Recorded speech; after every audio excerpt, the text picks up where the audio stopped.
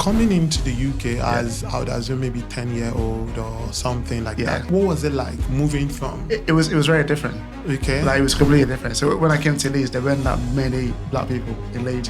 There weren't even that many Nigerians. So all my friends at the time were either Caribbean or Zimbabwe. So what was the biggest, like the first cultural shock that you experienced coming into the UK? The biggest thing was just how calm everything was. Coming to your businesses, which one came first? Is it property, healthcare, digital technology, or oil and gas? Property came first. Property came first. How did you stumble on property, and how did it pick up for you? Yeah, I used to watch a show called Homes Under the Hammer. Religiously, I watched that show. So I knew, like, I wanted to do property. My dad did property in Nigeria. So I knew I wanted to do that. The process of buying your first house, was it based on savings, or how did you buy the first property? So my whole thinking at the time was buy a house, how quickly can you pay you off, right? Pay off your mortgage and everything. So my first property was right to buy property. My first home that I lived in was a council flat. That was really great. It helped a lot of people. It helped me. If I didn't have that, I wouldn't be where I am today. This is Diary of Successful Immigrants.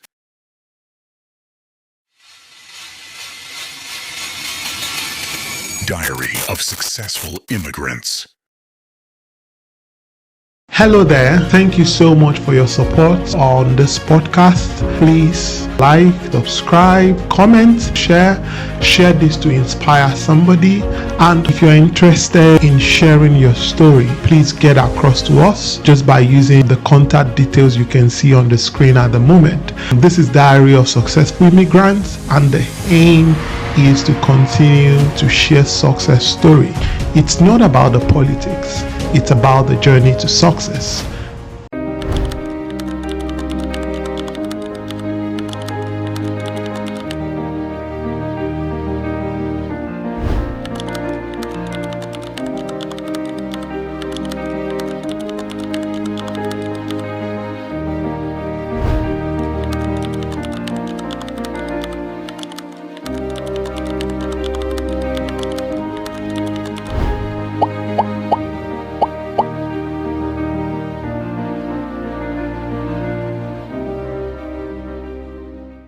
Is Diary of Successful Immigrants.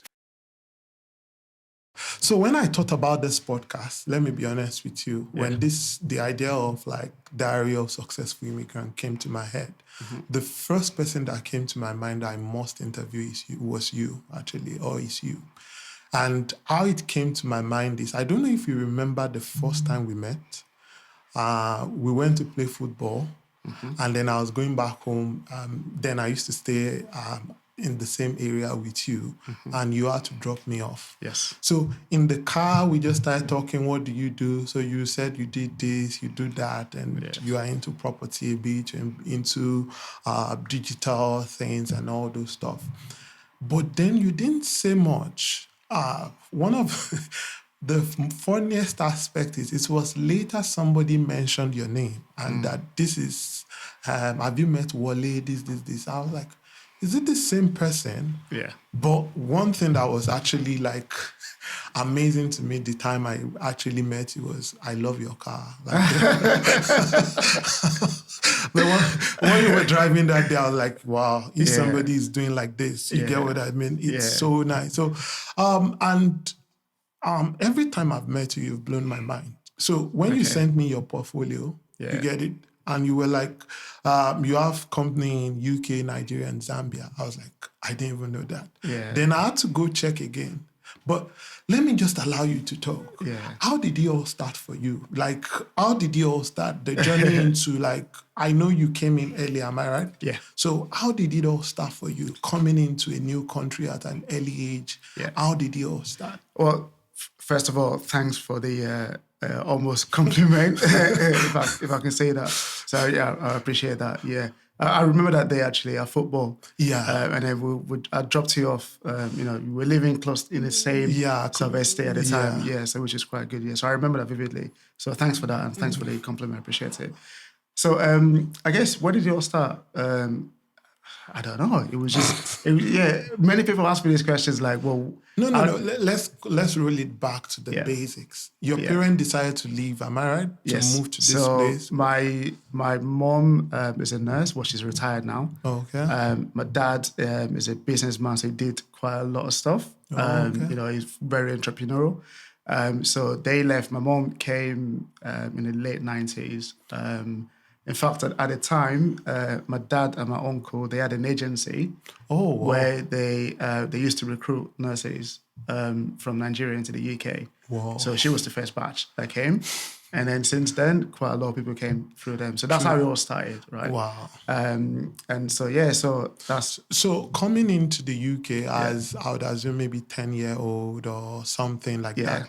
It's not a must to tell me your age, but what was it like moving from... It was very different. Okay. Like, it was completely different. So when I came to Leeds, there weren't that many black people in Leeds. There weren't even that many Nigerians. You can count how many Nigerians were in Leeds at the time when they came.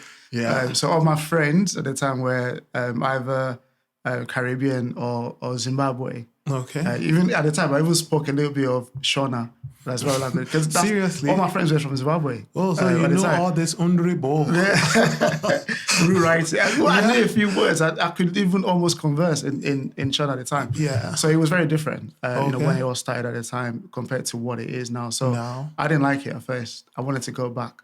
Seriously? Yeah, because everything looks the same. Oh, okay. Everything looked the same. Did you come in with your siblings or just you alone? I did. So my siblings actually came before me. All right. But they came a few months before me. Okay. So when I came on my own, just me. Okay. I came, I remember vividly, I landed in London. My uncle came to pick me up. We stayed there for a day, and then we came to Leeds the following day with my other siblings. Okay. And it was just completely new. But they had a head start. They had like a couple of months head start. Okay. So they were already okay. They were already making fun of me. Like, hey, this Nigerian boy coming.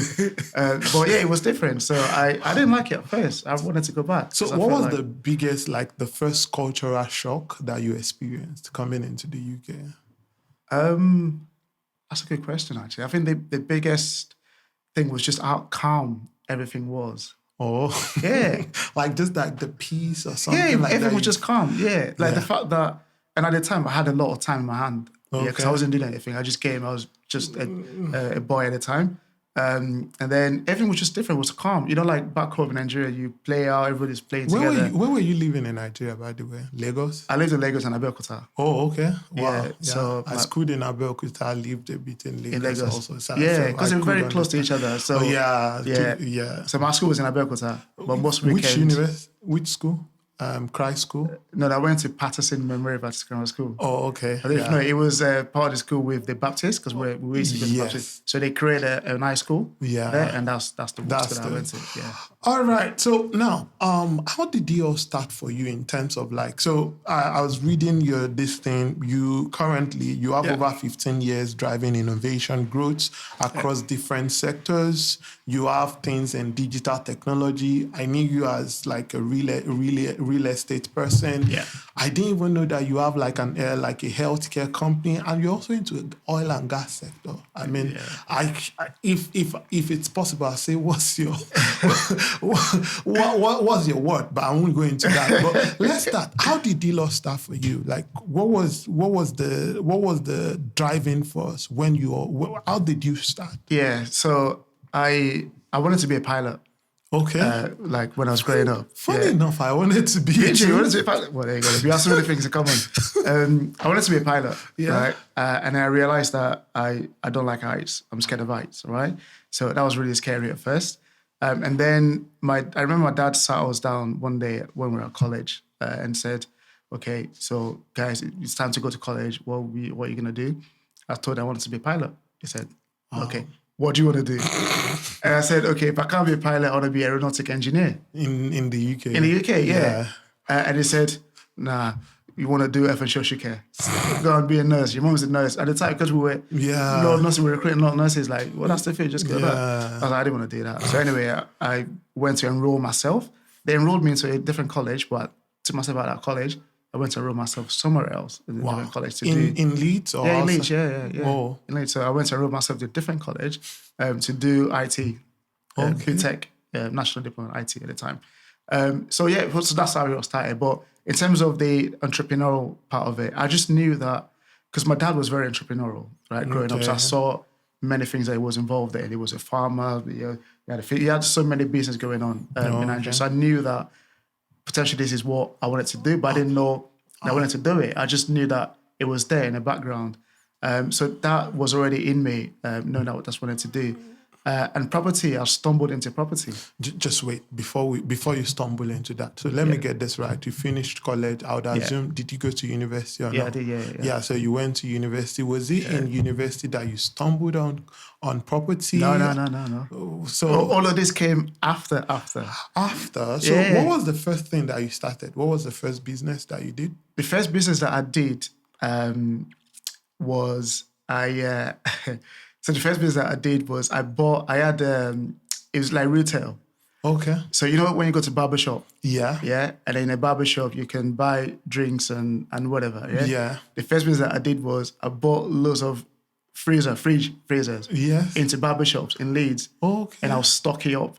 Oh, with drinks, and people would just buy it. So that was before the days of dispenser and machine. Well, yeah, they had dispenser, but they don't usually have it in barbershop. Like most barbershop that you go to, well, black barbershop anyway, they would just have a fridge and the price list, and then you just pay £1.50 drinks, and you just pay them. So that's it. So how did that idea come into your head? I just at what age? Let me just. So that at that point, I was already I was in my 20s. At the time. Yeah. I didn't start any business like any earlier on and anything like that. Like my days at uni, even when I left uni, I still didn't know what I wanted to do in my life. I was just messing around. I wish I knew things that I know now back then, but I was just living life at the time. So the first proper business that I did was like so I had fridge in barbershop and stuff. So how many years did you run that for? How successful was that? It was okay when it was okay when it started. I made a few £100 and stuff. Okay. But then I didn't have time because at the time I was working in London. And I'd come back to Leeds, and then the barbers would just give me some money, or they would start saying, I need to pay more. I need to give them more commission because there's more electricity. Yeah. Your fridge is taking a lot of the power, all those things. So it worked okay for like 6 months. After that, it was just just crumbled. I just got it. I was like, all right, I need to move on to the next thing. Wow. So that means that you had the first job before you started business. Yeah. So you were doing. Were you like one of this kind of kids that did what's it called, McDonald's and all those things? No. So you didn't do all this. I didn't do any. And the job that I did though, which I loved.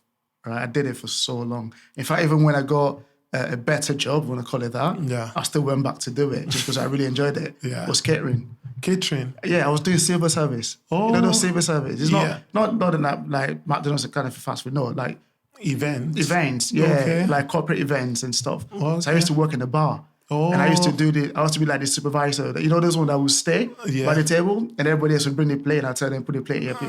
Yeah, wow. So I love that job. Okay. That's my first job. So coming to your business now, or your businesses, which one came first? Is it property? Is it healthcare? Is it digital technology or oil and gas? Property came first. Property came first because I actually knew you about property first. And there's somebody I respect very well, which is also still going to come on this podcast, in person of Pastor Ralph. Yeah. You know, every time he would say, there was this small boy like that taught me like, I've been looking for this for many years. And when I just met that guy, he just broke everything down for me. Yeah. And since then, I've never been the same. So how did you stumble on property? Let me use your word. How did you stumble on it? And how did it pick up for you? Yeah. Hello there. Thank you so much for your support on this podcast. Please like, subscribe, comment, share this to inspire somebody. And if you're interested in sharing your story, please get across to us just by using the contact details you can see on the screen at the moment. This is Diary of Successful Immigrants, and the aim is to continue to share success story. It's not about the politics. It's about the journey to success. Yeah, so I used to watch this show called Homes Under the Hammer. I've watched it a bit. I've watched a couple of episodes. And I think, you know what? I think what really kicked everything off for me, was when I finished uni, I still didn't know what I wanted to do. I was still kind of working in catering, like doing the civil service. And then most of the time in the morning, I'll be in my room, in my mom's house. And then I'll be watching that show. And then one day she just comes to my room like, this guy, what are you doing with your life? Sort of thing. And all I ever did in the morning was religiously, I watched that show. Wow. So I knew like I wanted to do property. My dad did property in Nigeria. Wow. So I knew I wanted to do that. And so that's why I thought property, right? Now, I want to roll you back. You said you re-enrolled yourself in a school. And I know that we're from the same country, home country. Also, we're from the same aspect. I would assume you're a bit stubborn to be able to pull that off at the age of 16. Yeah, but I mean, I just knew that I didn't want to do what they told me to do. Yeah. Obviously, they were looking out for me. Like, it wasn't like, it was a bad thing. But I just didn't want to be in that field. And I couldn't be in that field. What did your parents say when you told them you... Well, when I came back the next day and I said, I've enrolled here. And then it's like, are you sure? I was like, yeah. How much do we have to pay? We don't have to pay. Oh, okay. I said, okay. Right. Okay. That's fine. As long as you're sure you're going to do that, then I'm sure I'm going to do it. Yeah. And that's the end of it. All right. So you were talking about you always watching Homes and Amas and stuff. Yeah.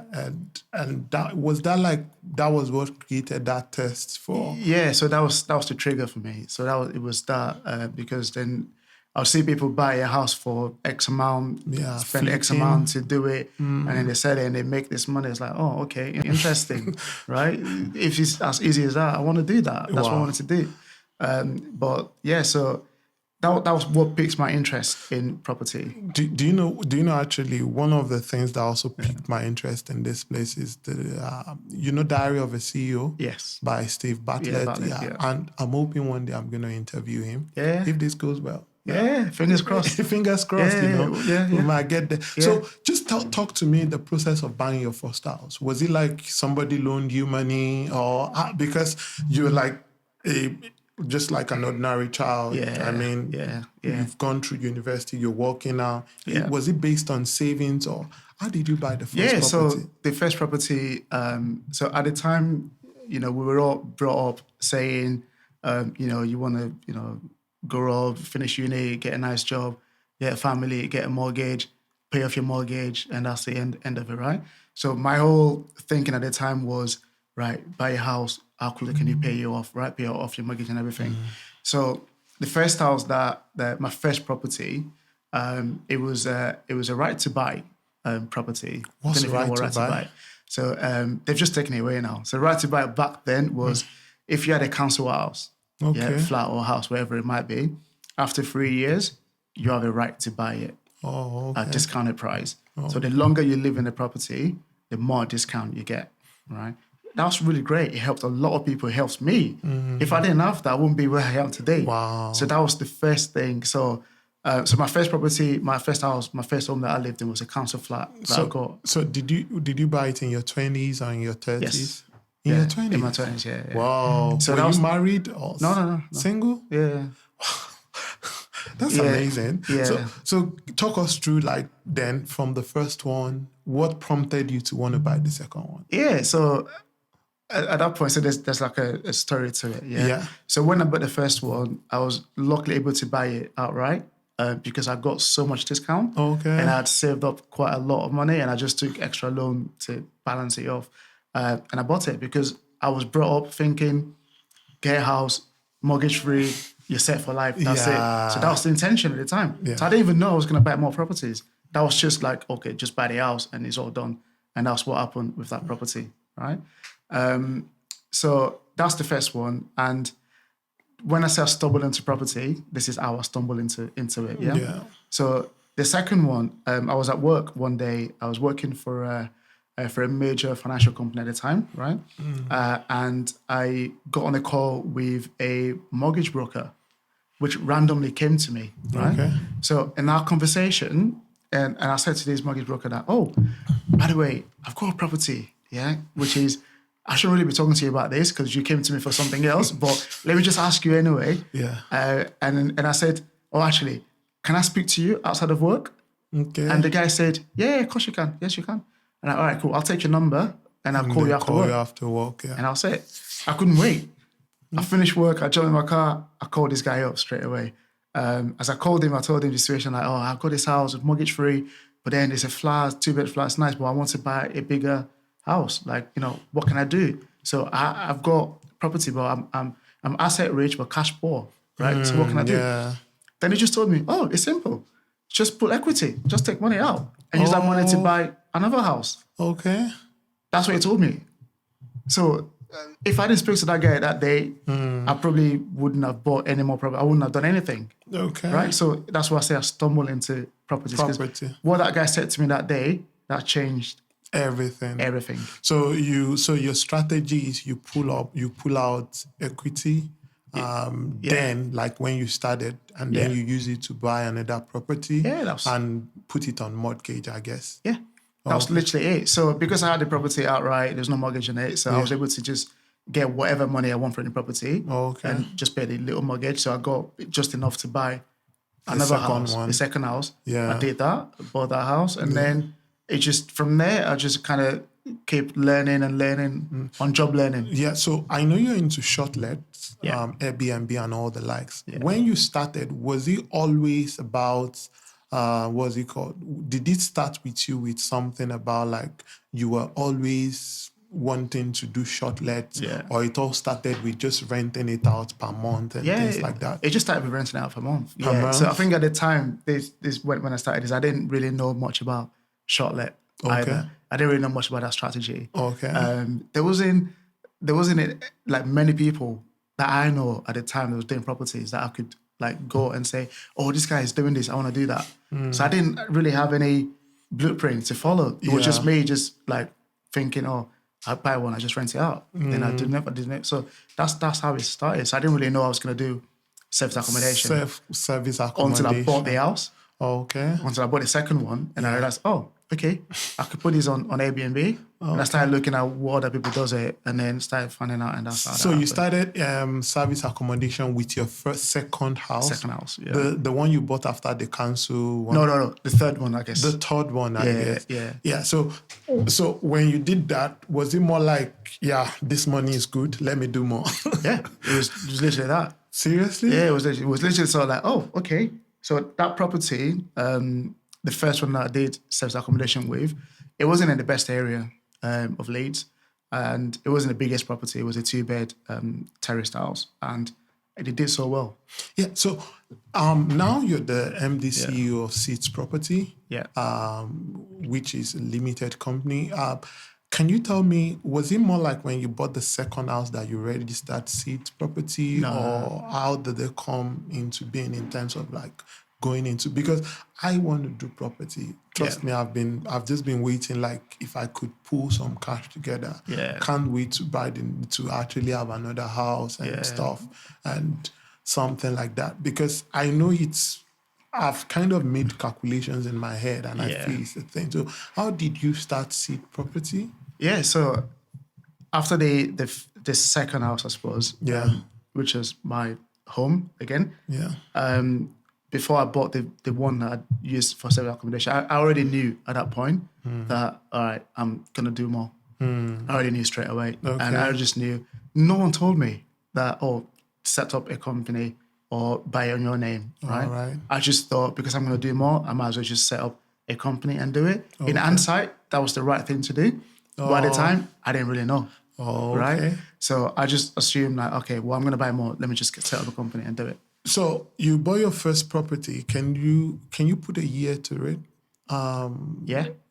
Which 2015, I think. 2015? Yeah. Okay, so 10 years on, how many properties? 10 years on? Yeah, how many properties do you have now? I can't say exactly how many, but it's double digit. Double digit. Whoa.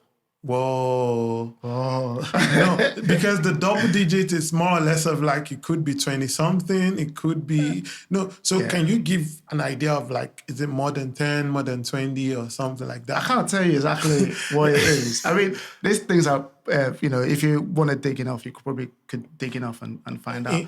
But it's double digit. It's more than All right, no problem. So why I'm saying that is I just want people to kind of learn from your journey that within the space of 10 years, how many properties have you been able to actually acquire into Seed Properties? Yeah, I mean, there are people that can go at even faster pace than I did. Okay. There are some that can go at lesser pace than I did, or some just happy to do whatever, right?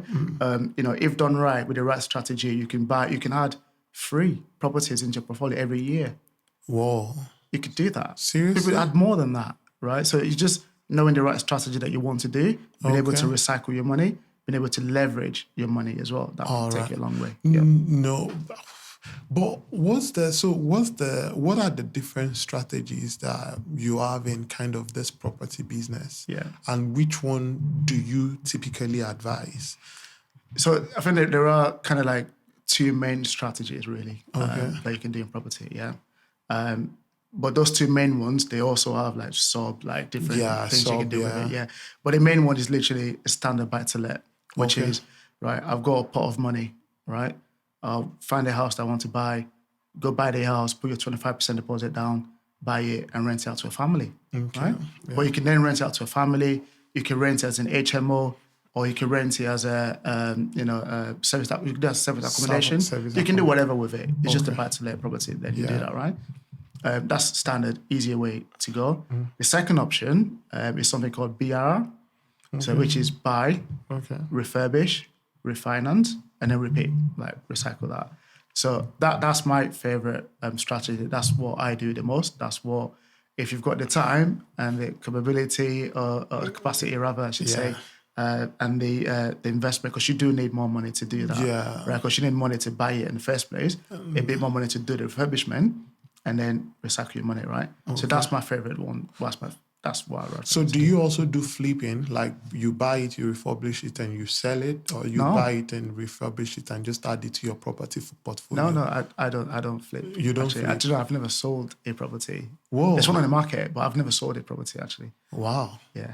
Just because now I understand what you mean by double digits, because I know you've been to. Also, can you just share a bit about the auction part of properties? Yeah. So auction can be a bit daunting. They don't actually do physical auction anymore. Everything's all done online these days. But you still get the excitement, the buzz when you're doing it. It's very easy to go, way over. But auction, when you're doing the BRR strategy, it's mostly auction property that you buy. So that's. Okay. So. This episode is proudly sponsored by Kofa Juice, rooted in culture, brewed in honor. That is fine. So can you tell me how your other strands of business actually joined the property business? Because the time I met you, you literally told me that you were doing, what's it called now? You were into digital technology. That's what you do. The properties just managed here and there and something like that. So can you tell me maybe which one came in first in addition to the property? Yeah, so the digital came first. Okay. So, in my corporate world, when I started doing different things, then I went into digital world. So I was a product manager for a company. For which company? Which company? I don't know if I can say. Actually, I can't say. Yeah. So the company that I currently kind of consult for is called Axiologic. Okay. And they consult for public sector. All right. Company, like public sector and private sector as well. So they do that. So that was my digital kind of world. So it's not. So I do that. That was 9 to 5, say, if you wanted to say that. Yeah. And then the property came in that, right? Okay. And then the other businesses came in there as well. And that's the So then you built the digital technology business. How did you build it? No, the digital technology is the company that I work for, that I consult for. Oh, okay. So you consult for them. All right. Yeah. So then you have, because I checked this one online, you have the healthcare one. Yeah. Was it more like because of your family background? That was why you went back into healthcare? No. So I'm an entrepreneur, right? So I don't actually talk about the healthcare side of business. Not even many people know that. I have that. To be honest, I never expected it. But when I saw it in your, in your portfolio, and I also saw the website, I was quite amazed. I like the fact. So what prompted that? Yeah, so that was just, again, it was just thinking, right, what's next? What do you do? How do you spread my fingers? How do you build an empire, I suppose? That's how that came. Wow. It wasn't because... obviously, I'm passionate about, because I do a lot of community work, a lot of stuff like that, which is quite great. My family has always been in that sort of business. My mum has been a nurse since before I was born. My dad was in the, sort of like the the recruitment business as well. Okay. So it was already there. I knew a lot of people in that field. So it was just a, kind of like straightforward thing to get involved into. Yeah. That's good. So which of your businesses do you think, I've still not talked about the oil and gas sector. Yeah. Actually, for the oil and gas sector, do you do that within the UK or in... No. So I do that in Zambia. Oh, okay. Yeah. Oh, okay. That's amazing. So can you actually tell me how many hours do you sleep? Because I can imagine different time zones a bit like plus minus 2 hours and some of these things, and then I get that a lot. Like a lot of people just say to me, where'd you get the time to do all these things, right? Yeah, you're married, am I right? Yeah. Yeah, so where do you get the time to do all these things, right? So how do you do that? I do. I travel a lot. That's my downtime. Okay. Yeah. So I take time off, as much as I can. So when I'm back in the country, when I'm here, I'm working, I'm doing stuff, right? But then I'll go away literally every maybe 2 months or 3 months. I go away. Yeah, I know you were away last weekend. Yeah. Yeah. So I do tend to go away, just recharge and come back, and go away, recharge and come back. That's what I tend to do. But yeah, it's not easy. It's hard work. But then, if you really want something, then you've got to put the work in. So now it's now very, very interesting to me, because how are you able to build these businesses in different places? Yeah. All these countries have different landscape, different policies, different people. Yeah. So how do you kind of go into these countries and you build something and sustain it? Yeah. So it's all leverage. Okay. Right? So you have to leverage on a lot of it is built on trust as well, and leveraging other people, relationships and stuff. Because your network is your net worth, right? Okay. So you have to make sure you are moving with the right type of people that do what you want to do. People that aspire. So what kind of people do you work with?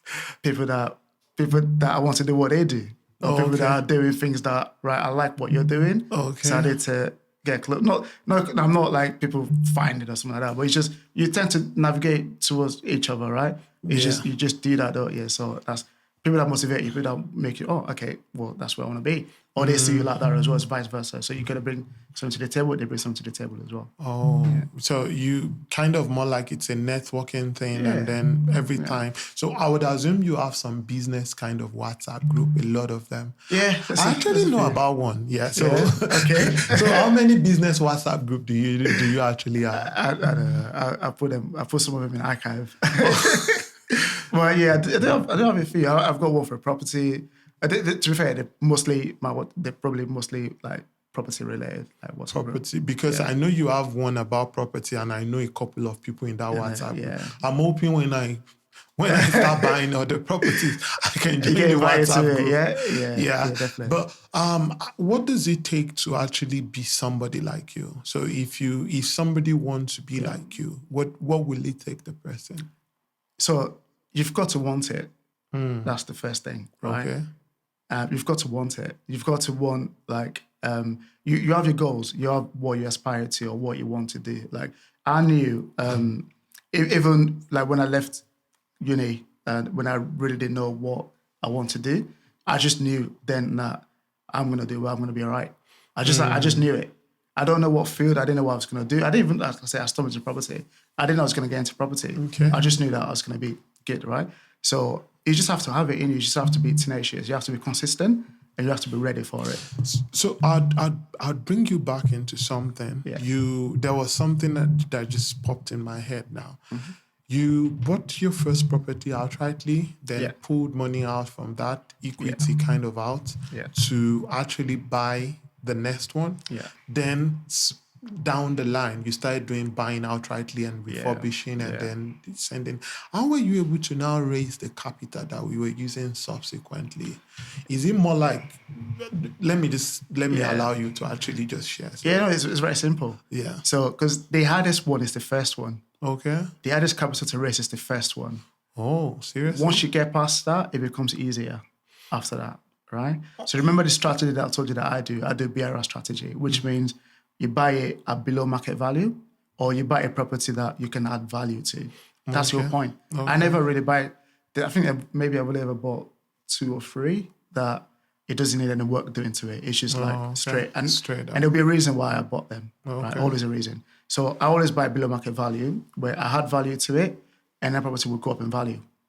So when it goes up in value, when I refinance it, I'm already making money. So when I buy it from day one, I've already made money from day one because I already bought it below market value. Yeah, all right. And I had value to it. So that way your money just grows. It just keep growing. Hello there. Thank you so much for your support on this podcast. Please like, subscribe, comment, share this to inspire somebody. And if you're interested in sharing your story, please get across to us just by using the contact details you can see on the screen at the moment. This is Diary of Successful Immigrants, and the aim is to continue to share success story. It's not about the politics. It's about the journey to success.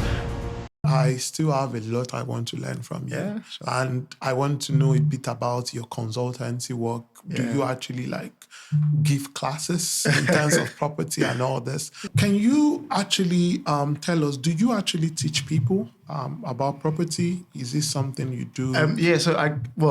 No, I don't do that as a job or as a business. No, I don't. But you mentor a couple of friends. Yeah, I do mentor a couple of people. People that come to me because mentorship is like both ways, right? Yeah. You just don't go to anybody and say mentor me. So it has to be right for the person. It has to be right for me as well, right?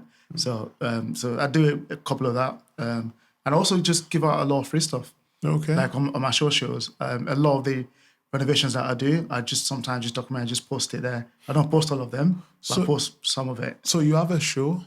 My shows. Is it on YouTube or what? No, like on Instagram, for example. All right. So I just post a lot of stuff on there, a lot of stuff that people can learn from and do it. Because like I said, when I started out, and I know there's so many online, so there's so many people that do. Yeah. Probably I post a lot of stuff, but when I started out, there weren't that many.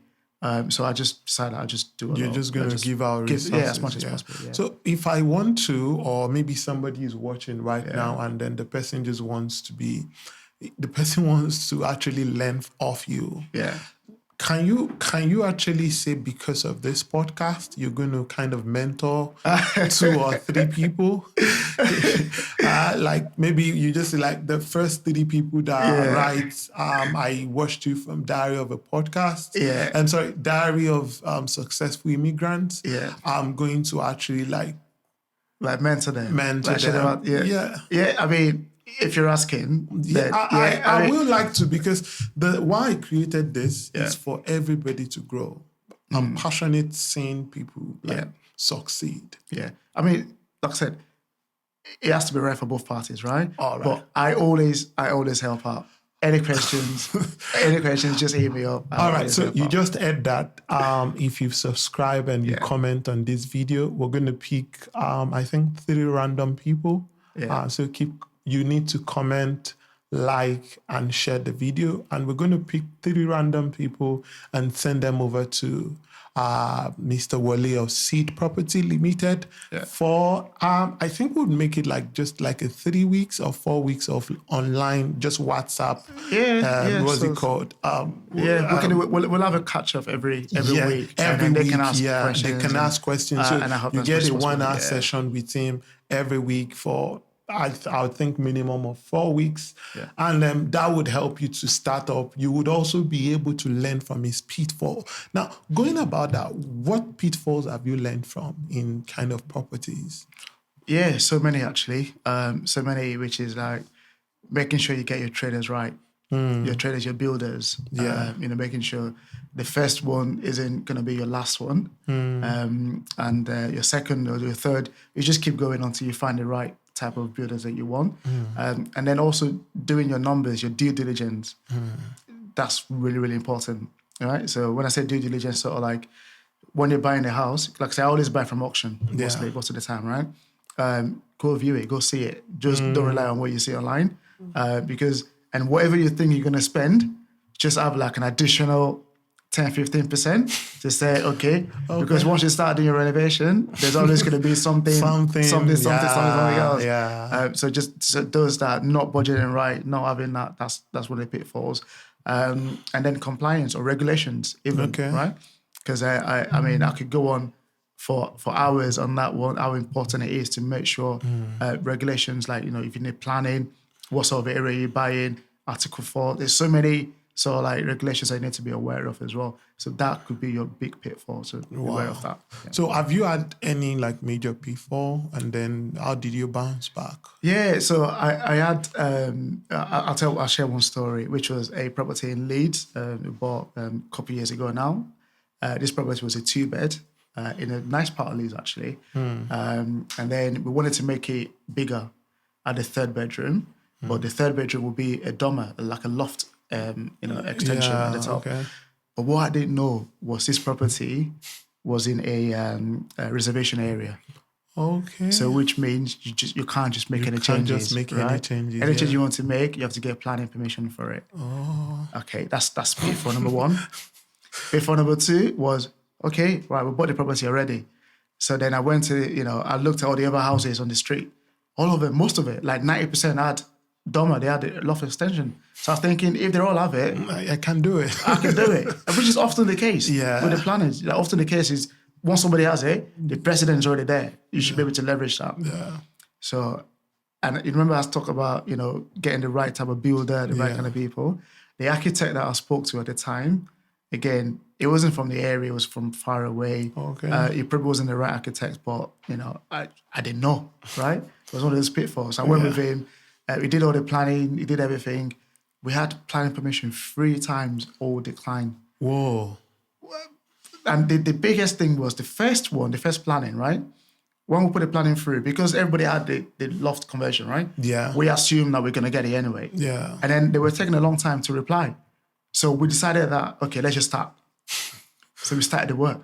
Whoa. We started the work, we built the dormer already. We built the whole thing. We spent a lot of money. Like thousands of money building dormer. I don't know, they're not cheap. Yeah. I'm talking 30, 40 grand. Whoa. So we built the dormer already. And then the planning permission came back, and guess what? It was rejected. It was rejected.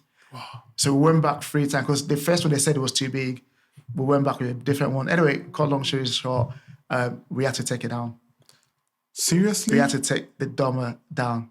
But we're lucky, we're fortunate enough that when we bought the property, it was bought at such a good price that even with the loss of the dormer, we were still able to get a room there, but just not as big, not ensuite in there. Yeah. So the numbers still worked. We still made money from the property. So it was almost win-win in the end. But that was only because we bought at a very good price. All right. So buying at a good price, it's actually important. Doing your due diligence. Doing your due diligence is actually very important. Make sure you get I want to pick up with you on this because I've worked with a couple of builders now and stuff. Do you actually subscribe to this school of thought of actually just employing people to be full-time for you, other than just like taking builders? No. So because when you're starting out, you don't want to over leverage, right? Okay. Are you going to be able to afford paying them?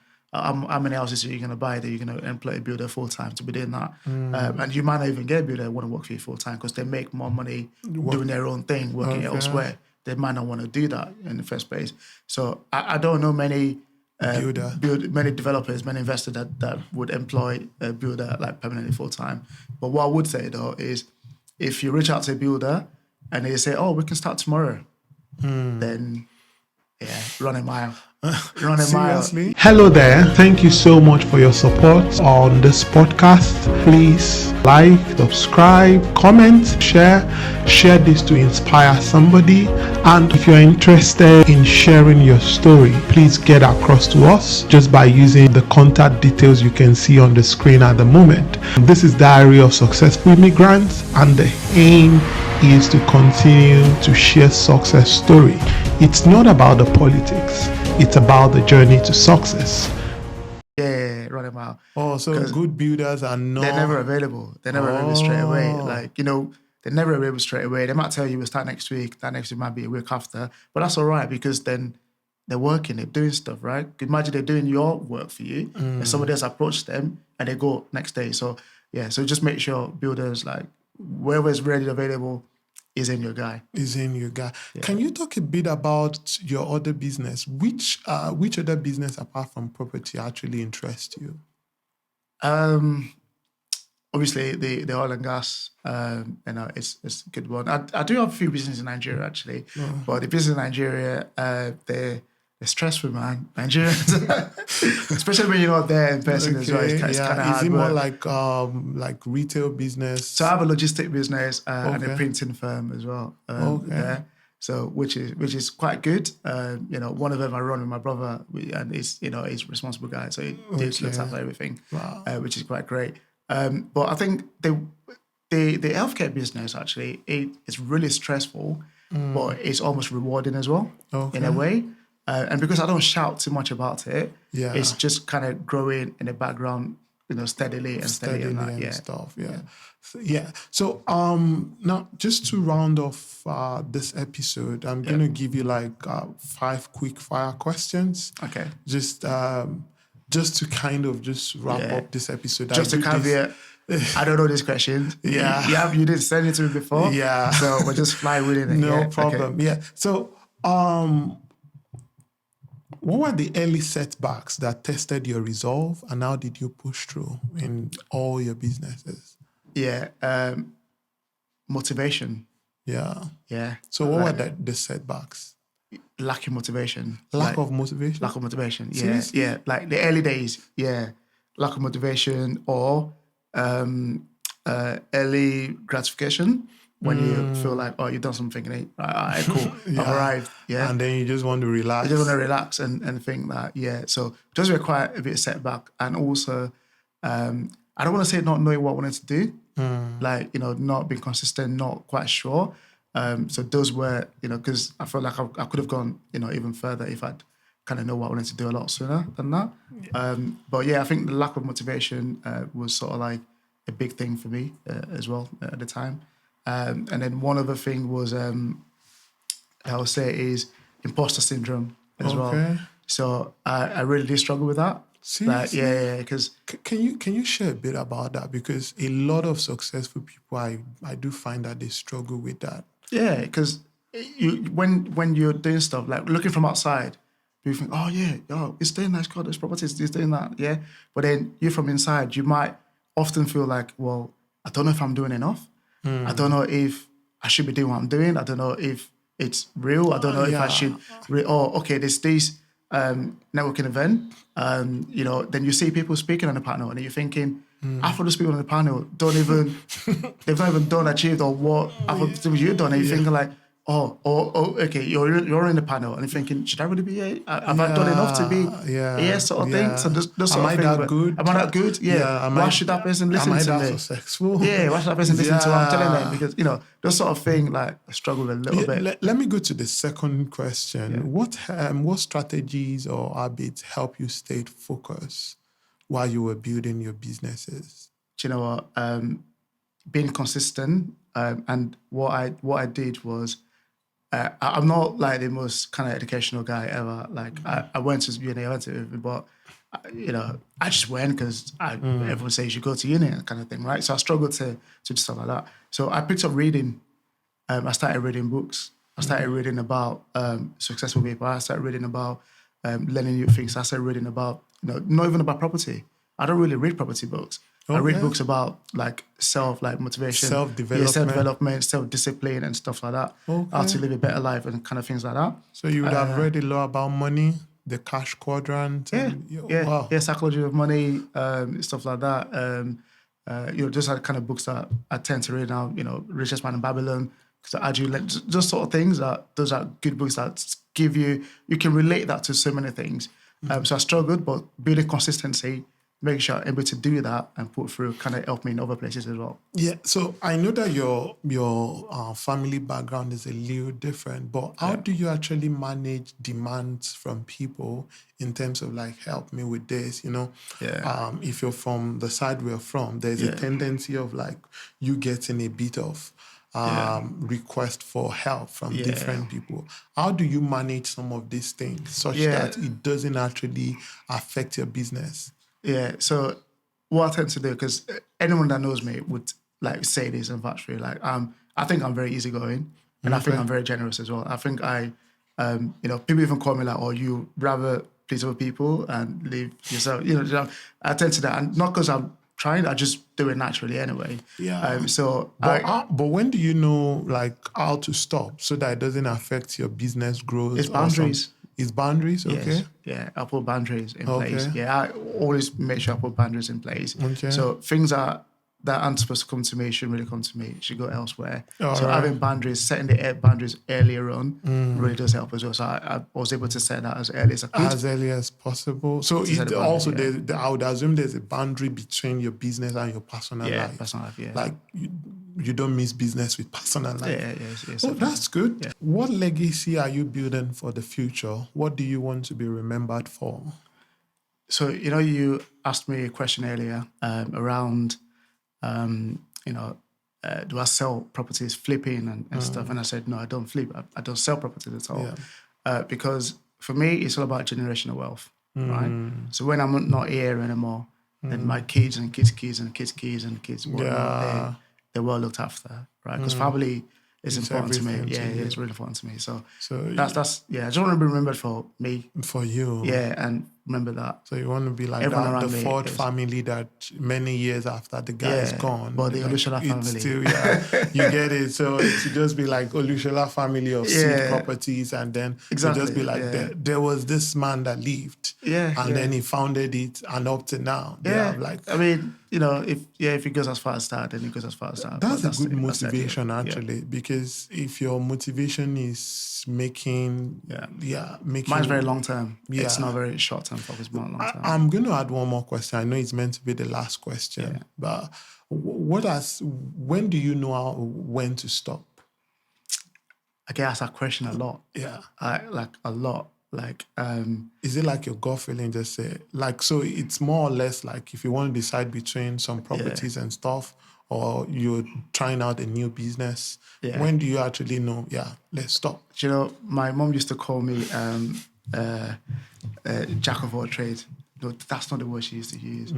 She used to call me something. When it comes to my dad, I'll tell you, I did my finger here. She's like, no, stay somewhere and do one thing rather than just do it. Yeah. But then that was even before I even did any business at all, right? But now that I'm doing business, I can see because I'm doing things. And also, when you asked me about the business that I did first, and I said, the drink business in the barber shop. That wasn't the first business I did actually. The one I did was I bought those bikes in Nigeria. Okay. I was here, right? But I bought those keke moped, like tricycle. Tricycle, yeah. So I bought that when it was still quite good. So I bought a couple of those back home. So they would make money. So that way, they would deliver to you. Whenever I go to Nigeria, I don't have to take any money with me because I already got. That was ages ago. That was even before I knew anything. Whoa, were you in university then? Yeah, I don't even think I was in university then. Oh yeah, I was in university then. Wow. Yeah, so this must have been I went to university in 2006. Whoa. So it would have been 2007, 8 or something like that. Yeah, it was around. So I could imagine. It was around the time I was in university. Yeah. So that's when I did that. So just imagine having a lot of tricycles. Although I knew guys then that had taxis and stuff, but well, that's the first thing that I did. Yeah. So what was your question? So when do you know when to stop? When to stop? Yeah. I don't. And the answer that I always tell people is, if I stop now, I haven't done half of the things that I'm supposed to. I wouldn't have fulfilled my potential. Right. And when it's time for me to stop, I'll know exactly when it's time for me to stop. And that's that. So, No problem. Just the last question. And I wanted to, because on this podcast, I've gotten a lot of great answers to this. And I want you to beat it. Okay. I mean, I really want you to beat it. Okay. So if your life or if your story is meant to be a headline, like a headline, what will it be? Did it my way. That sounds like a bit of a cliche. Whoa, it sounds a bit of a cliche, but I would have done it my way, what I wanted to do. Did it my way. Yeah, or succeed my way. Yeah. Okay, so that was a bit. All right. Thank you very much for coming in. But before you go, I want you to look into the camera and just speaking to somebody out there who is quite confused. One of the things I love is my assistant came to pick you up, and I think he stayed with you in the car. Yeah. And just while you were walking in, I was just asking him how far and stuff. He was like, He's so loaded. Yeah, I'm telling you, like, just when you came, he has this good aura and stuff. Yeah. I've learned a lot just in 5 minutes from him. I was like, whoa, yeah. And the same thing I would say the day I actually rode with you in your car. By the way, very nice car.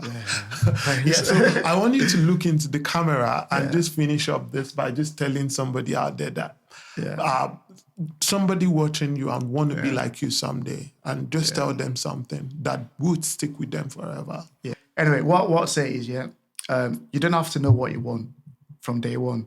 And you don't necessarily have to feel like, oh, after a certain time, like, okay, I don't know what I want now, then I don't want anything, right? It's okay not to know what you want. And when you do find what you want, you will know that you found what you want, and just be ready for it. And also as well, information and people that you surround yourself with, those are the people that will define you. So when you know what you want, you have to be ready to grab what it is that you actually want at the time. So just be ready for it and don't give up and be consistent and stay true to yourself. And you do it. Thank you very much, Mr. Wole of Seed Properties. Thank you for having me. Just to tell you once again, like this video, share it, and also subscribe and comment. We'll be checking all our social media handles. And like I said, we're going to pick 3 people at random. And if the likes and subscription actually goes a lot, we might increase it to 5.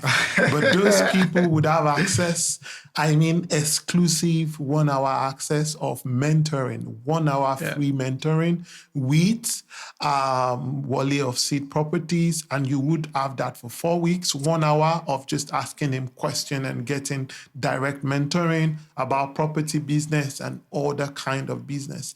It's been a pleasure speaking with you. And one thing I hope is actually, once again, I'm going to actually, what's it called? I'm going to interview you. And the next time I want to interview you, maybe in a few years, what I want us to do actually is to drive around all your properties and calculate the hours that would take us actually to cover all your properties. Okay. So we're going to kind of like set a starting point. We'll set a starting point, like we're starting from here, and then we want to drive around all the properties you have, maybe across the UK. And then we check the number of hours or the number of days that it will take us to finish that, and then we're going to post that. I'll load you onto that. Thank you very much for coming around, and thank you so much for watching. This is Diary of Successful Immigrants. Have a great day. God bless you.